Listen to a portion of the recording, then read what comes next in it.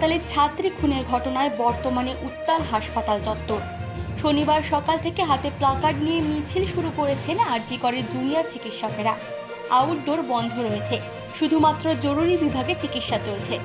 পিজিটির চিকিৎসকরা আরজি কর হাসপাতালের জরুরি বিভাগের সামনে অবস্থান বিক্ষোভে। ডক্টর অভিষেক গুপ্তা এসেছিলেন আরজি করের জরুরি বিভাগে পরিদর্শনে।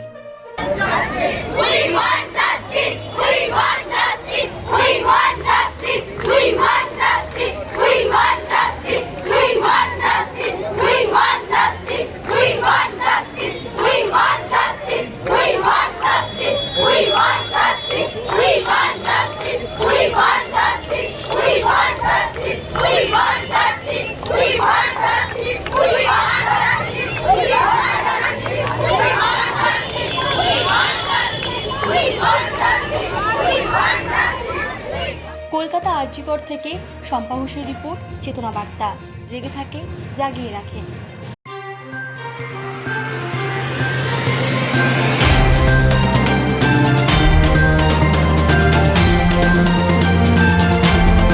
চেতনা বার্তা, জেগে থাকে, জাগিয়ে রাখে।